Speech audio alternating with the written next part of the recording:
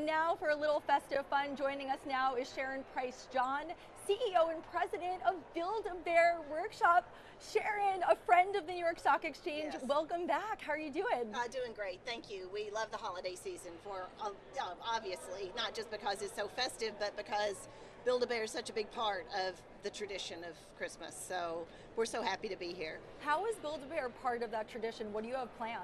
Well, one of the things that we've done over the course of years is to try to weave Build-A-Bear into that family experience, because Build-A-Bear Workshop has always been about experience, and so are the holidays. So we have something called Mission, or Merry Mission, where the goal is to make sure that you come to Build-A-Bear in the part of the celebration, not just get Build-A-Bear under the tree, although that's fine, as well as getting those gift cards in your stockings, but having that experience together and building something like a Santa bear is a lot of fun. And I understand you also have an exciting Hello Kitty partnership.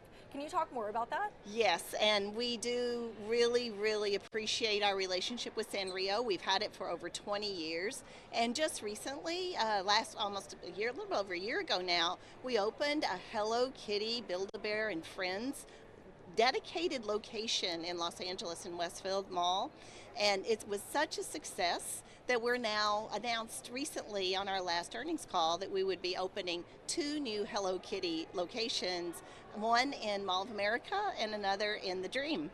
And you've been at the helm of Build-A-Bear for over a decade. You've gone through pandemic shifts, inflation, and now tariff uncertainty. How are you navigating all of these different, headwinds? Well, one of the things that's really, part of the management of a publicly traded company is that you're always going to have some challenges, and Build-A-Bear was in a turnaround when I first got there about 12 and a half, almost 13 years ago.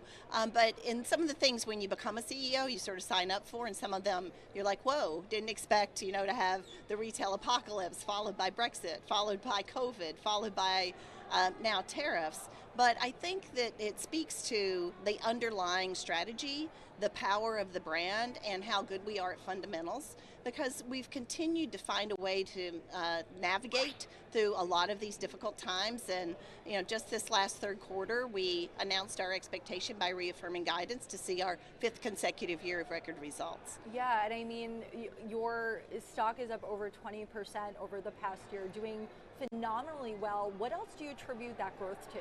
Well, a lot of the strategies that we've executed, which I alluded to, that part of its strategy and part of its management, skillful management, and a focus on delivering value to our shareholders, is that we've really pushed into the international markets in the last few years. So we're now in 33 countries, and that's been through a combination of a number of different new business models, including something we call partner operated.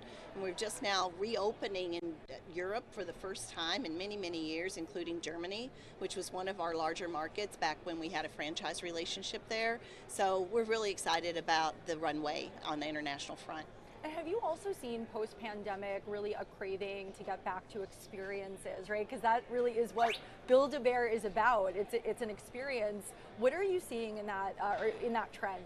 Well, as I noted, we've done a lot of things that have been important for us to make the company very resilient and profitable, and focusing on that sustained profitable growth.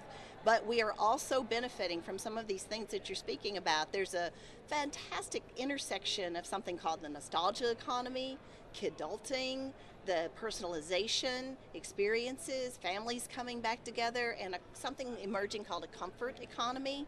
And we're sort of right in that center spot of many of those things. So that is a great benefit, again, to the organization, but it still is critical that you're operating in an effective way to take advantage of some of the things that are happening in the marketplace. Great. Sharon Price John, Yeah. CEO and President of Build-A-Bear and Friends. Thank you so much for joining us at the New York Stock Exchange for the holiday season. Thank you. We're so glad to be here again. So happy to see you. Happy holidays.